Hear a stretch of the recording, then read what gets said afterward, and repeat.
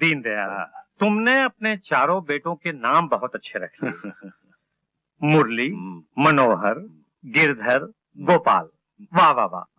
दिन में अगर 10-5 बार उनको बुला लो तो बेटे भी आ जाएंगे और भगवान के नाम का जाप भी हो जाएगा। सच कहते हो हीरालाल, जब इंसान बूढ़ा हो जाए और उस वक्त उसके पास 4 जवान बेटे हों तो हर बेटा उसके लिए भगवान का वरदान ही होता है।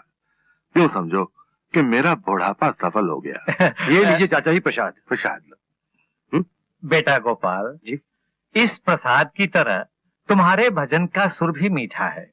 यहाँ तान लगाते हो और सारे गांव के पेड़ पौधे झूमने लग जाते हैं। अच्छा, सिर्फ पेड़ पौधे, इंसान नहीं? बेटे, आजकल के इंसान भजन में कम और डिस्को में ज्यादा झूमते हैं। डिस्को।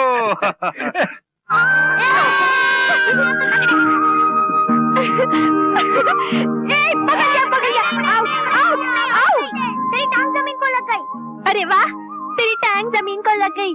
छू लिया तो रोता है। रोता है तो खा कसम, तेरी टांग जमीन को लगी कि नहीं? मैं क्यों खाऊं कसम? मैं तेरी तरफ भूखी थोड़ी हूँ कि मैं कसम खाऊं। तो फिर मैं आउट ना आई। तू सीधी तरह से दाव देता है कि नहीं? नहीं तो मैं रूठ जाऊंगी। हाँ, अरे रूठ जाऊंगी की बच्ची, मैं तुझे कब से कहाँ तलाश कर रही हूँ और तू इतनी बड़ी घोड़ी इन बच्चों के साथ लंगड़ी खेल रही है। चल चल चल, मैं तेरे बांस भर का कद निकल आया है और दिन भर बच्चों के साथ धूप में लंगड़ी खेला करती है। अरे कमबख्त, जरा सोच, इतना सुंदर रंग दिया है भगवान ने, धूप में जलकर काला हो गया तो फिर बारात लेकर कौन आएगा? अरे मेरे तो कुछ समझ में नहीं आता, क्या होगा इस लड़की का। ला मुझे दे। ये लो दीदी।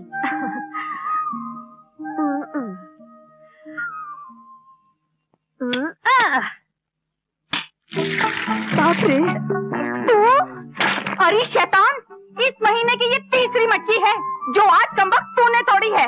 मैं तुझे नहीं छोड़ूंगी। ठहर। बाप रे, ये ट्रैक्टर तो इसी तरफ आ रहा है। अरे भागो, पकड़ के भागेगी। ठहर, भागो रे भगवान, मैं तेरी टांगे तोड़ दूंगी। हमको बचा। जल्दी निकल जा।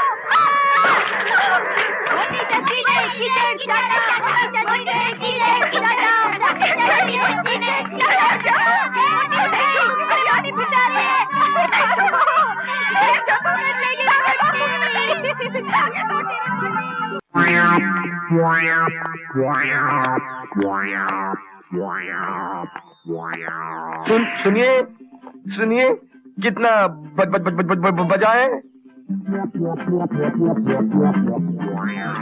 क्या अजीब आदमी है? भाई साहब, मैं आपसे पूछता कि कितना बजा है और आप लोग चले जा रहे हैं। बताइए। अरे कमाल कर रहे हैं आप। मेरे को जरूरी काम से जाना है, मेरे को बजा है। ठहरो, मैं बताता हूँ। 12:30 बजे तुम जाओ। सर कमाल है, अगर टाइम बता ही देते तो क्या हो जाता? झगड़ा हो जाता। समझ गए ना? नमस्ते। ये दोनों भी हकले हैं। दुकान अच्छी सजा रखी है। गर्मी तो है, पंखा कहाँ से लाऊं? पूछ। बीज कैसे किलो दिए? बीज कैसे किलो दिए? क्या नीच चाहिए? नीच? मुझे नीच कहता? अबे कौन नीच? अरे नीच नहीं यार, तुम घुरे हुए हो क्या? तेरा काम कैसे चलता है? नाम नाम है मिट्टी राम कंकर लाल बीज वाला।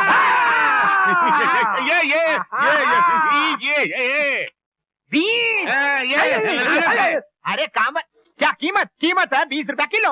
अरे कुछ बोले तो कुछ समझता है। तो हकलाता क्यों है? नमूना दिखा। किसका मुंह दिखा? मैं हाथ करता हूँ, मुंह नहीं। क्वालिटी बाल्टी। तुम दोनों पागल हो क्या? अरे ये बीज की दुकान पे बाल्टी कहाँ से मिलेगी? कहाँ से मिलेगी? की तरह घस गई। बाल्टी नहीं,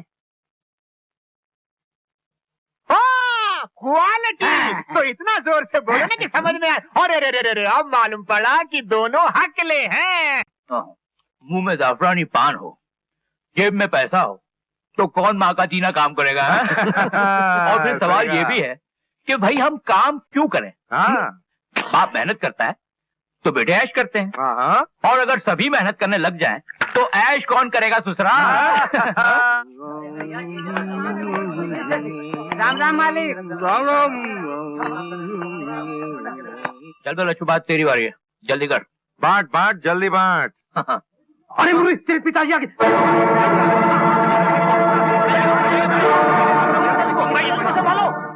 अरे किशन लाल, नमस्ते मालिक। कैसे हो? आपकी कृपा है मालिक।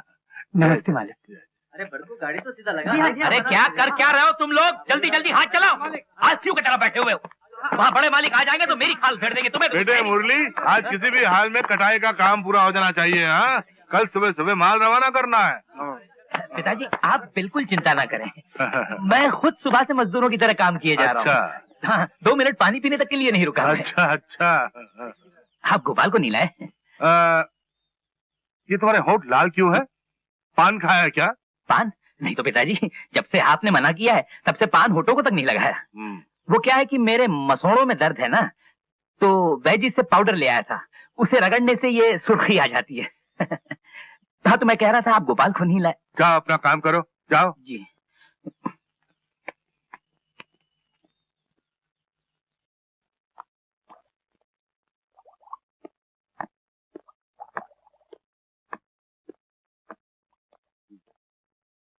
नमस्ते मालिक। मुनीम जी, क्या बात है? चोपड़ा लाया हूँ, जरा पिछले महीने का हिसाब देख लीजिए। रखो, देख लेंगे। कुछ पूछना हो तो बाद में बुला लीजिएगा। बुला लेंगे। अरे माँ, कहाँ जा रही हो? मोहल्ले के बच्चों के साथ लंगड़ी खेलने। हाँ? तो फिर लंगड़ी खेलने के लिए इस पोटली की क्या जरूरत है? चुप, तेरे बाबू का खाना लेकर जा रही हूँ। तू अब खाना लेके जाएगी? बाप रे, पिताजी तो भूख के मारे कावरे बावरे हो रहे होंगे, और तू है कि चींटी की चाल चल के जा रही हो। मैं अकेली क्या क्या करूँ? तुझे तो लंगड़ी खेलने से फुर्सत मिले तब ना। ना ना ना ना ना ना, मैं अब बिल्कुल खाली हूँ माँ। मैं बिजली की तरह जाऊंगी और आंधी की तरह आऊंगी। ला मुझे दे। अरे सुन तो। क्या 1000 रुपया? अबे बुढ़ापे में सटिया गया या अकल घास चरने चली गई? मालिक, मेरी बेटी का ब्याह है, उसके लिए कर्ज मांग रहा हूँ। अरे पर मांग ही क्यों रहा है? ये कोई महाजन का ठिया है या फिर हमने भिकमंगों की बेटियों की शादी करने का ठेका ले रखा है? जाके अपना काम कर। मालिक, सारी जिंदगी आप लोगों की सेवा करते करते गुजार दी। अब मेरी बेटी के हाथ पीले करने के लिए किसके दर पे हल्दी मांगने जाऊं?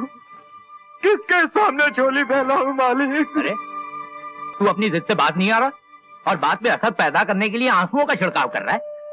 मगर वो और होंगे आंसुओं से पिघलने वाले। यहाँ तो चिता की आग भी बर्फ लगती है।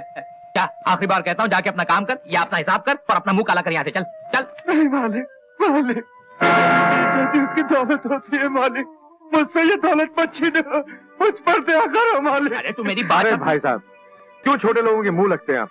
आपको शोभा नहीं देता? अरे राम सिंह, चल इसका हिसाब कर दे, अपना हिसाब करके निकल जाएगा। मालिक मुझ पर दया करो मालिक। तू ऐसे नहीं मानेगा। नहीं मालिक, मैं लुट जाऊंगा। चाचा उठो चाचा। नहीं, भगवान ने 4 पैसे क्या दे दिए, गरीबों को जूतियों में तोड़ने लगे। इस बेचारे की बेटी की शादी है और आप लोग इनकी मदद करने के बजाय उल्टा इन्हें नौकरी से निकाल रहे हैं। अरे रहम और दया नाम की कोई चीज है कि नहीं आप लोगों के दिल में? भाला, पागल हो गई है क्या? तू बीच में क्यों पड़ रही है? चल इधर। बापू आप चुप रहिए, यहाँ सब खड़े जुल्म होते देख रहे हैं। किसी के मुंह में जबान भी नहीं कि जुल्म का जवाब दे सके। भाला, जब मैं कह रहा हूँ तो बीच में मत बोल। क्यों चुप रहूं बापू? क्या शंकर चाचा हम लोगों के कुछ नहीं लगते? क्या आप सब लोग मजदूरों की बिरादरी नहीं है? भाला, भगवान के वास्ते तू। अरे भगवान का वास्ता मुझे क्यों दे रहे हो? भगवान का वास्ता दो इनको, जो बेसहारा लोगों को अन्याय की लाठी से हाँकते रहते हैं। क्या बात है बेटी? मैं बताती हूँ मालिक काका, शंकर चाचा की बेटी का ब्याह है जिसके लिए वो 1000 रुपए कर्ज मांग रहे थे और छोटे मालिक इनकार कर रहे हैं। ठीक ही तो कर रहे हैं। हम लोग रुपयों का लेन देन का धंधा नहीं करते, क्यों मनोहर? जी बाबूजी। लेकिन शंकर चाचा ने तो जिंदगी भर आपके यहाँ नौकरी की है। जो नौकरी जिंदगी भर की है उसकी तनख्वाह वो जिंदगी भर पाता रहा है। मालिक काका, भगवान ने आपको इतना धन दिया है, उसके मुकाबले 1000 रुपए की हैसियत ही क्या है। जैसे कि जब एक चिड़िया पानी से भरे घड़े में से चोंच मारकर एक बूंद पानी ले जाए तो उस एक बूंद के निकल जाने से घड़ा खाली तो नहीं हो जाता मालिक काका।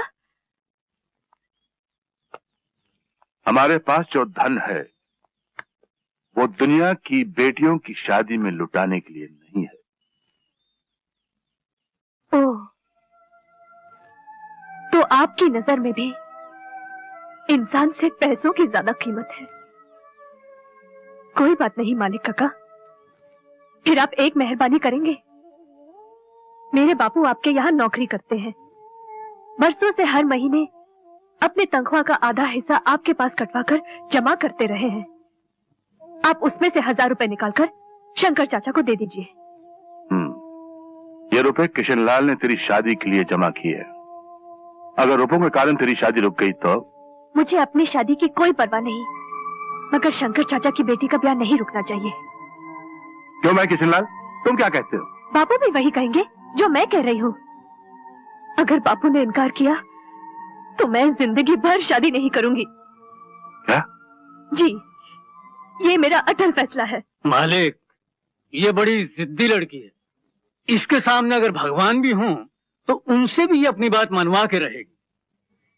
मालिक काका, आप बहुत बड़े आदमी हैं।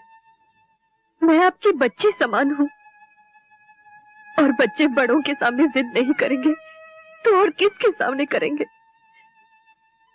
आज आपकी इस गरीब बेटी की जिद पूरी कर दीजिए, पूरी कर दीजिए मालिक काका। किशनलाल, मैं कहा करता था ना कि भगवान ने तेरे घर में हीरे को जन्म दिया है रे। तू बेकार में इसके ब्याह की चिंता करता है।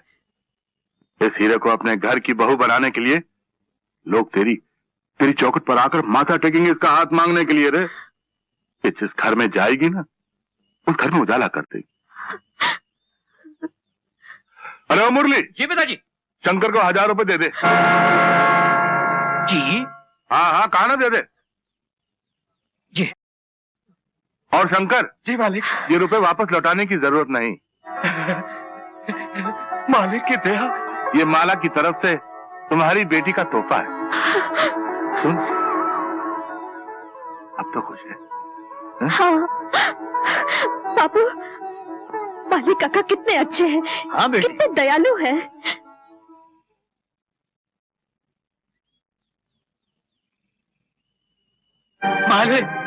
मालिक, ये क्या अनर्थ किया आपने। मुझ गरीब को 30 साल की वफादारी का ये सिला दिया। ये कागज के टुकड़े देकर मुझे अपनी सरपरस्ती से अलग कर दिया। अगर मुझसे भूले अनजाने में कोई कसूर हुआ हो तो मुझे माफ कर दीजिए। अरे किशनलाल, ये क्या कर रहे हो? उठो। नहीं मालिक, जब तक आप मुझे माफ नहीं करेंगे मैं नहीं। हाँ, पहले हमारी बात तो सुनो। आकर बैठो। भाई किशनलाल, तुम बहुत जल्दी घबरा जाते हो, ये हमने देखा है। अरे यहाँ फर्श पर नहीं, यहाँ कुर्सी। नहीं मालिक, मैं इस काबिल नहीं कि अरे तुम मेरे बराबरी में बैठो, ये हमारा हुक्म है। बैठो यहाँ पर। हाँ, कस्तूरी। जी मालिक। अरे जल्दी से किशनलाल जी के लिए कुछ नाश्ता और मिठाई लेकर आ। मिठाई? इनके लिए? हाँ, इनके लिए। वो मीठी वाली मिठाई लाओ ना। और इधर क्या खट्टी वाली? बेवकूफ कहीं का। जल्दी लेकर आप। देखो किशनलाल, नौकरी से तुम निकाल दिए गए हो। अब ना हम तुम्हारे मालिक हैं ना तुम हमारे नौकर, इसलिए बार बार हमें मालिक कहकर मत पुकारो। वही तो मैं आपसे पूछ रहा हूँ मालिक, ये किस जुर्म की मुझे सजा दी जा रही है? मुझे नौकरी से क्यों अलग किया जा रहा है? हमारे घर में एक सवाल उठाया गया था किशनलाल जी कि अगर नौकर को रिश्तेदार बनाया तो उसे गले लगाना पड़ेगा। इससे ऊंचे खानदान की ऊंचाई में फर्क आ जाएगा। लिहाजा हमने आपको नौकरी से अलग कर दिया। अब कोई फर्क ही नहीं रहा, क्योंकि अब हम दोनों एक बराबरी के हो गए हैं। क्यों? कैसी रही? किशनलाल जी, सबसे पहले मैं आपके सामने अपनी झोली फैलाकर भीख मांगना चाहता हूं। जी, मुझसे? हाँ किशनलाल जी, मुझे आपसे वही अनमोल हीरा चाहिए जिसके बारे में मैंने कहा था कि जिस घर में जाएगी उजाला कर देगी। मुझे अपने बेटे गोपाल के लिए आपकी बेटी माला चाहिए किशनलाल जी। ये आप क्या कह रहे हैं? हे भगवान, मैं कुछ सपना तो नहीं देख रहा? नहीं किशनलाल जी, आप कोई सपना नहीं देख रहे। मैं तो गलत सपना देखने वालों को जगा रहा हूं।